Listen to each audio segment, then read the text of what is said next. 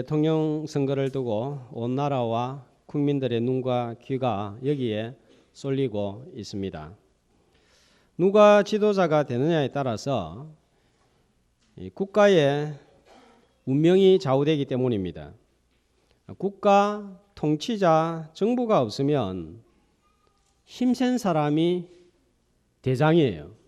힘센 사람이 자기 마음대로 하는 세상이 되면 합리적이지도 않고 잘하고도 손해를 보고 억울한 사람, 억울한 사건이 자꾸 발생하고 무질서하게 됩니다. 그래서 통치자를 뽑아서 우리가 가지고 있는 권한을, 우리의 권한을 이양을 해서 질서를 세우고 우리를 보호하고 공동의 이익을 추구하자는 목적으로 국가, 정부가 생겨났습니다. 로마서 13장 1절에 보면 성경도 이런 정부를 부인하지 아니하고 세워진 권세자들에게 권세에게 복종하라 이렇게 말씀을 하고 있습니다.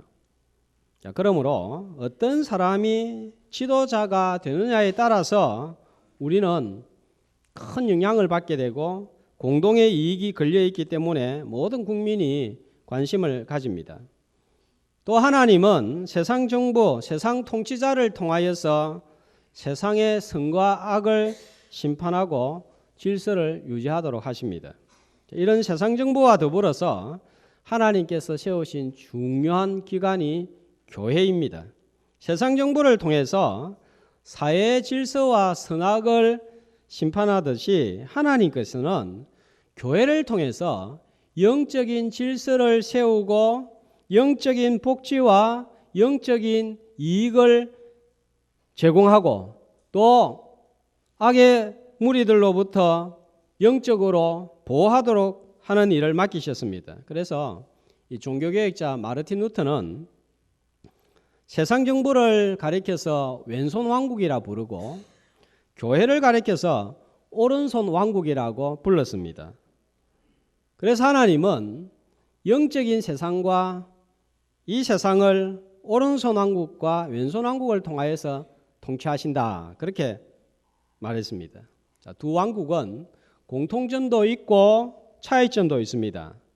공통점은 모두가 일하기 위해서 세워졌고 그 일은 사람을 뽑아서 직분을 주어서 일을 하도록 했다는 사실입니다. 국가는 오늘날 말하면 나라마다 직분의 종류는 다르지만 일반적으로 대통령, 총리, 장관, 국회의원 이와 같은 직분이 있습니다. 교회는 목사, 장로, 집사입니다. 하나님은 국가도 교회도 사람을 대리자로 세워서 일하도록 하십니다. 자, 그렇기 때문에 어떤 사람을 세우느냐 중요합니다.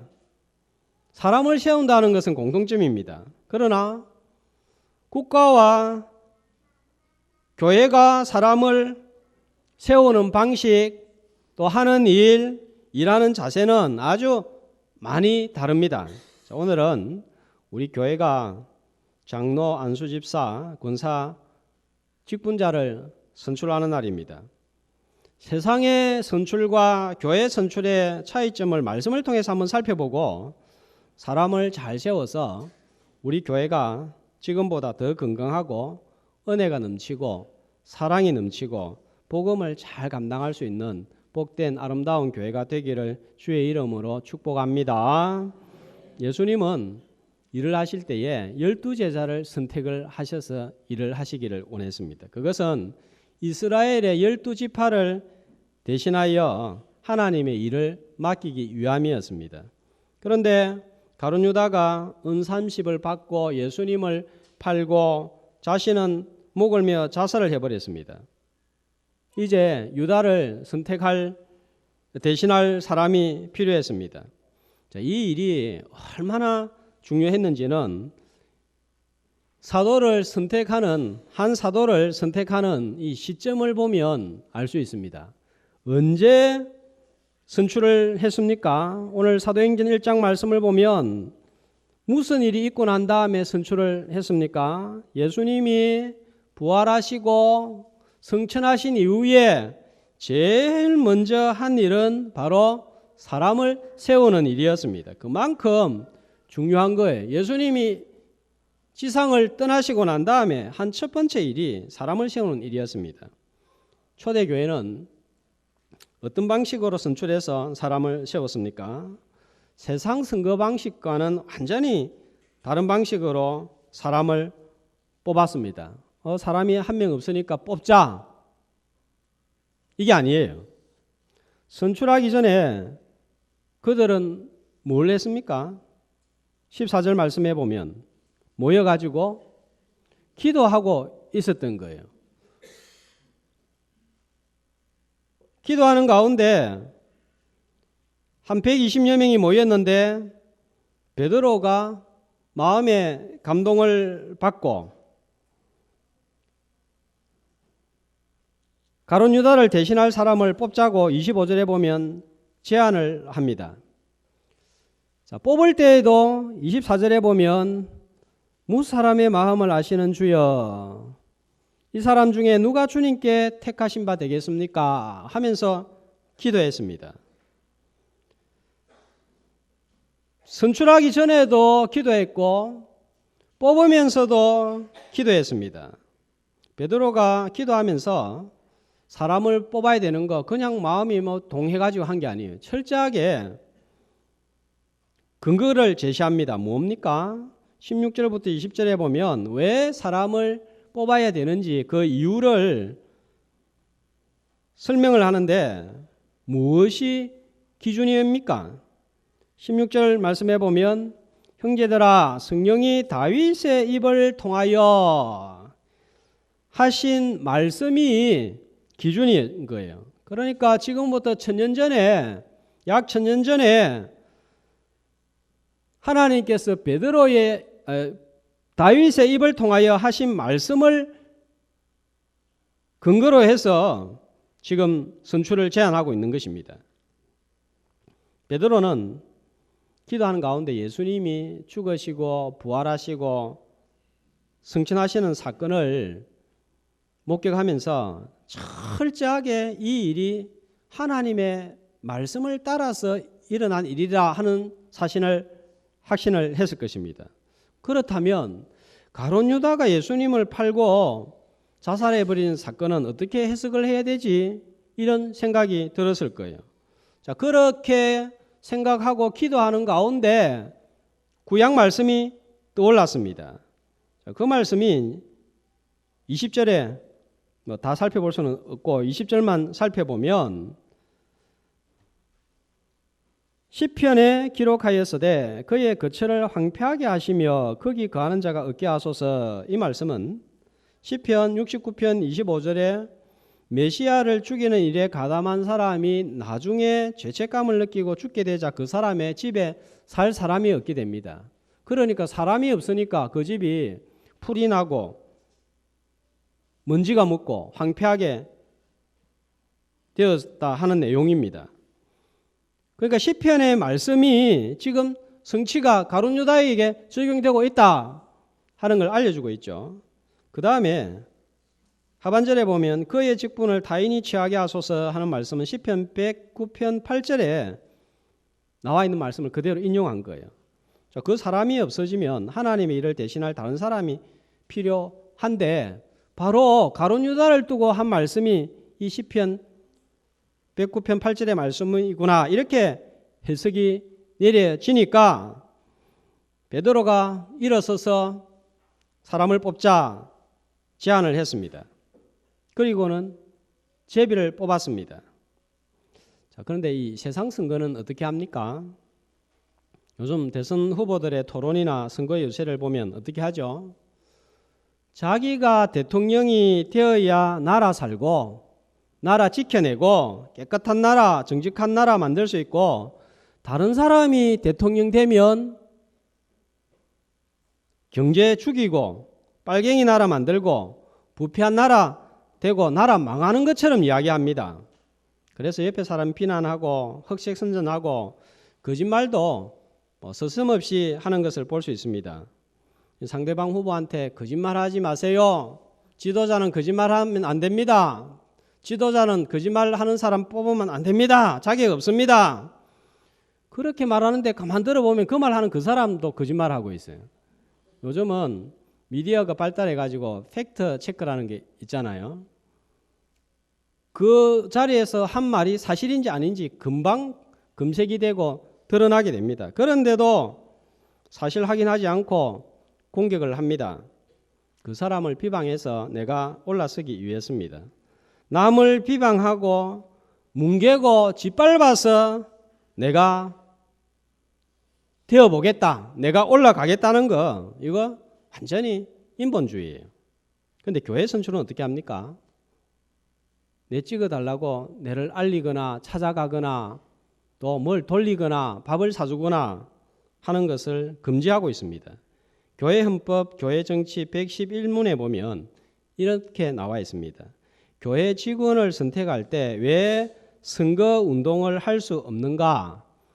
교회에서나 어떤 회의에서든지 특정한 사람의 이름을 기록하여 돌리거나 방문하여 권유하거나 문서로나 집회를 이용하여 선거 운동하는 일은 일절 금지한다.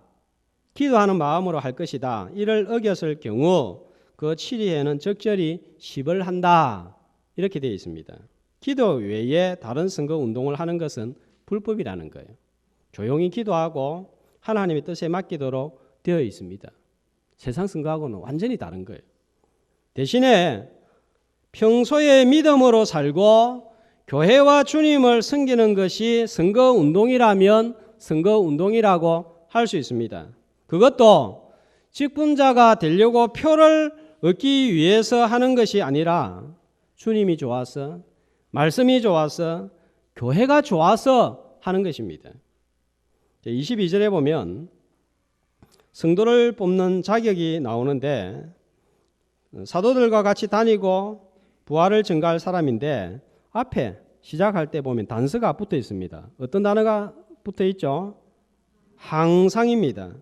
무슨 말씀입니까? 신실하고 변함없이 끝까지 섬겨야 한다 이거예요. 그러므로 성도는 직분과 선출을 떠나서 항상 신실하게 섬기는 주의 백성들이 되어야 됩니다. 교회는 선출 방식과 자격이 다른 것처럼 세상의 직분자들과 하는 일도 다르고 마음 자세도 다른 거예요. 교회 직분자는 어떤 일을 하고 어떤 자세로 일을 합니까? 22절에 보니까 이 직분자 뽑힌 사도가 하는 일이 뭐예요? 뭘 하기 위해서 세웁니까? 자, 부활하심을 증거하기 위해서 사람을 세웁니다. 그런데 누구 부활이에요? 예수님의 부활을 증거하는 거예요. 다른 부활이 아니에요. 다른 사람이 부활했다, 다른 사람이 잘됐다, 이거 증거하는 게 아니에요.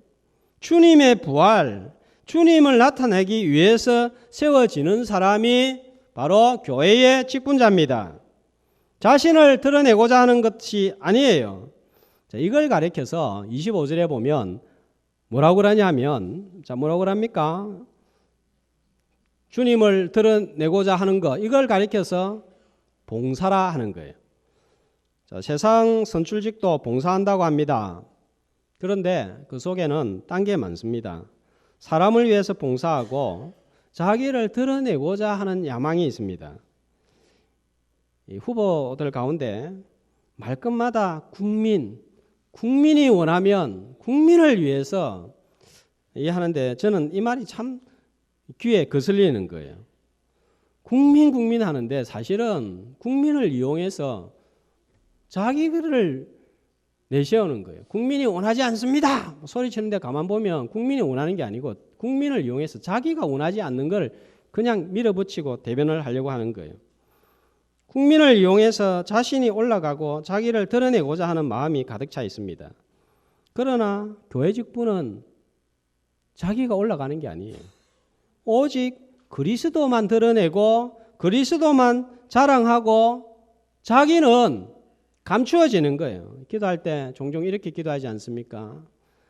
나는 감추어 주시고 종은 감추어 주시고 오직 주님만 드러나게 하옵소서. 말씀 전할 때도 말씀을 잘 전해서 목사님 오늘 말씀 너무 좋다. 우리 목사님 말씀 전한다. 잘 전한다. 그 강사 정말 말씀 잘 전한다. 이게 아니고 그 말씀을 통해서 주님 사랑하게 되고 주님 가까이 나가고 주님 찬양하게 되면 그렇게 돼야 그 설교가 좋은 거다는 거예요. 철저하게 나는 사라지고 주님은 드러나고 중직자가 될수록 날마다 주님은 드러나고 자신은 죽어야 되는 거예요. 내가 그리스도와 함께 십자가에 못 박혔나니 그런즉 이제는 내가 산 것이 아니요 오직 내 안에 그리스도께서 사신 것이라. 이제 내가 육체 가운데 사는 것은 나를 사랑하사 나를 위하여 자기 몸을 버리신 하나님의 아들을 믿는 믿음 안에 사는 것이라. 이제 내 안에 누가 살아야 됩니까? 나는 죽고 예수님은 살아나야 되는 거예요. 중직자, 직분자일수록 나는 더 죽어지고 주님은 더 드러나야 되는데 이 거꾸로 되는 경향이 있습니다. 12 사도들을 한번 생각해 보세요. 나중에 어떻게 되었습니까? 사도 요한을 제외하고는 전부 다 죽었습니다. 사도행전 12장에 보면 제일 먼저 야고보 선지자는 헤롯 왕의 칼에 목베임을 당했는지 찔려 죽였는지 순교당했습니다.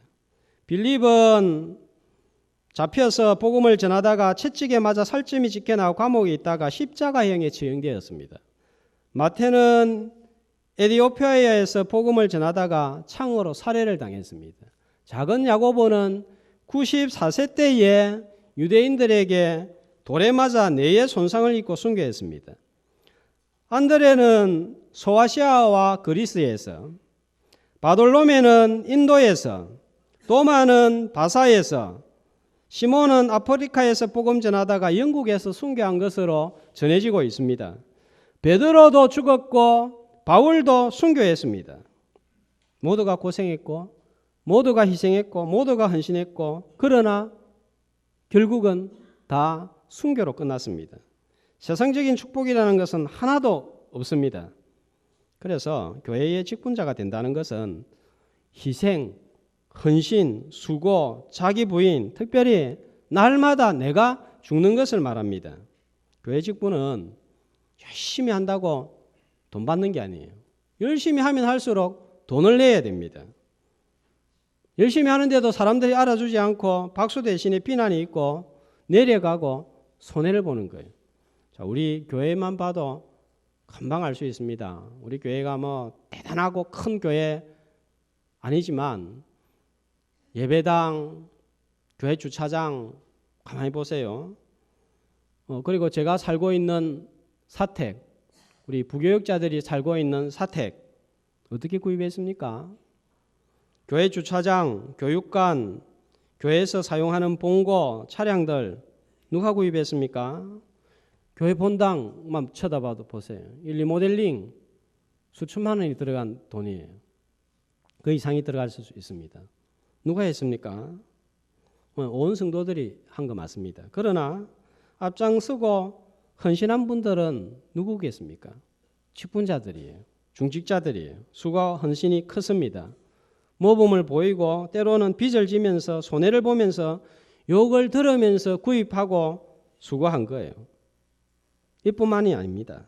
식당에서 봉사하고 예배에 공예배에 정기적으로 빠지지 않고 계속 참석하고 교회를 위해서 늘 새벽에 나와서 기도하는 것.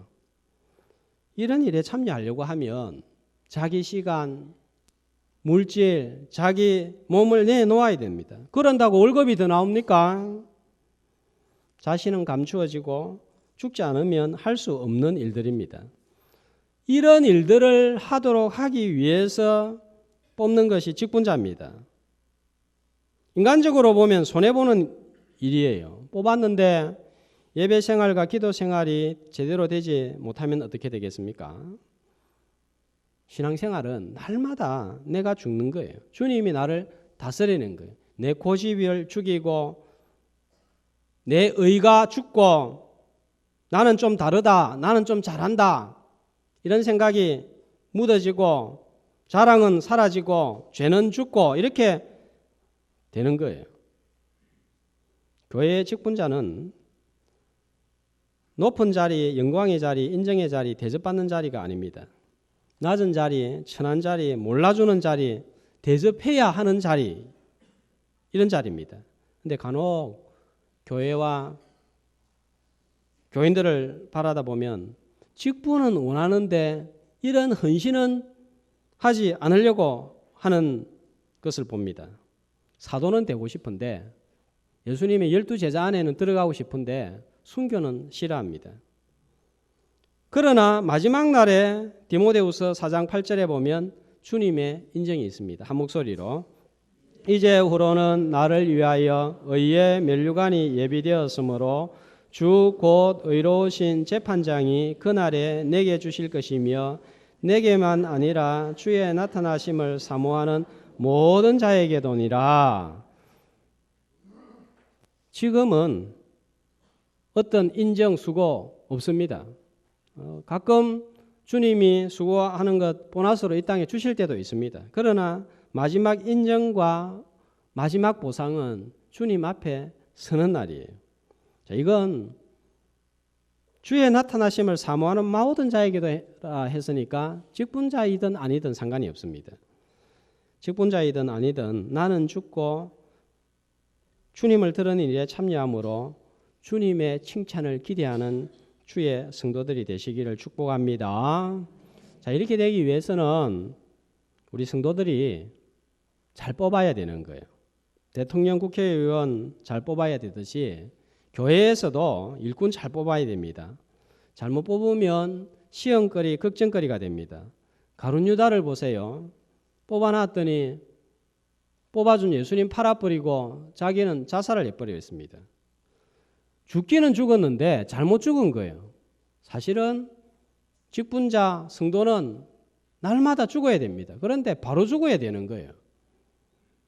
마태복음 26장 24절에 보면 예수님의 평가가 뭡니까?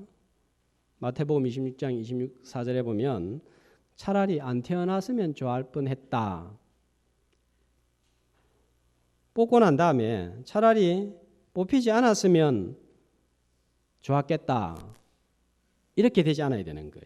그리고 뽑혔다면 잠언 16장 33절 이렇게 말씀합니다. 같이 제비는 사람이 뽑으나 모든 일을 작정하기는 여호와께 있느니라.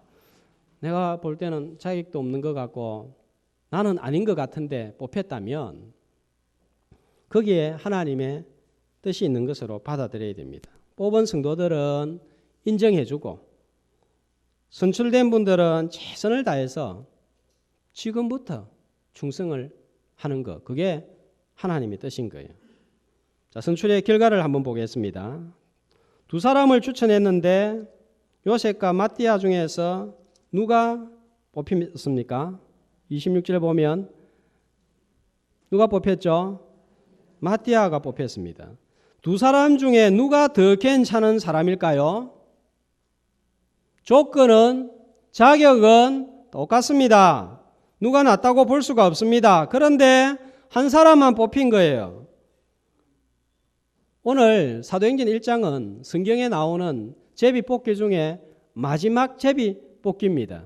성령이 오시기 전에 이제 마지막 제비 뽑기가 이루어졌고 그 이후에는 성령의 인도하심을 받아서 기도하는 가운데 하나님의 일을 감당했습니다. 왜 마띠아가 뽑혔을까요? 왜 마띠아가 뽑혔습니까? 그 이유는 아무도 모릅니다. 어떤 사람은 요셉이 훨씬 낫다고 생각할 수도 있습니다. 어떤 사람은 요셉이 마띠아보다 저 사람이 더 괜찮다 생각할 수도 있습니다. 마띠아가 마음에 들지 않을 수도 있습니다. 그러나 결과에 대해서 아무도 이의를 제기하지 않았습니다. 문제가 생기지도 않았습니다. 그것이 하나님의 뜻이다, 하나님의 주권이다 이렇게 받아들인 초대교회의 성숙한 모습입니다. 뽑힌 사람은 내가 뭔가 나아서 뽑혔다 생각하지 말아야 됩니다. 뽑히지 않은 사람들 중에 내보다 훨씬 나은 사람도 있습니다. 뽑히지 않은 사람은 내가 문제가 있어서 뽑히지 않았다 생각하지 말아야 됩니다. 근데 이걸 참 받아들이는 게 쉬운 것 같은데, 당연한 것 같은데 이게 정말 힘든 것 같아요. 선출되지 않으면 인간적인 서운함이 속 마음에 들어오는 사람이 생깁니다. 그동안 이 교회를 내가 얼마나 오랫동안 다녔는데 아직 군사도 못 되나? 아직도 내가 안수집사도 안 되나? 그렇게 수고를 했는데 장로가 안 되는구나. 사람들이 나를 이렇게 몰라주나. 이렇게 생각하기 시작하면 끝이 없는 거예요. 오죽하면 섭섭마귀라는 마귀가 생겼겠습니까? 받아들인다는 것이 쉽지가 않습니다. 하나님께서 이때에 수용할 수 있는 마음을 주셔야 됩니다. 이게 믿음의 힘인 거예요. 혹시 그런 마음이 생기면 하나님의 뜻을 주권을 수용할 수 있는 힘을 주세요. 서운함을 물칠 수 있는 힘을 주세요. 기도하고 나아가서 주님이 주시는 힘으로 잘 수용하고 인정하여 더 성숙한 성도가 되어서 하나님의 뜻을 이루는 모든 주의 자녀들이 되시기를 축복합니다.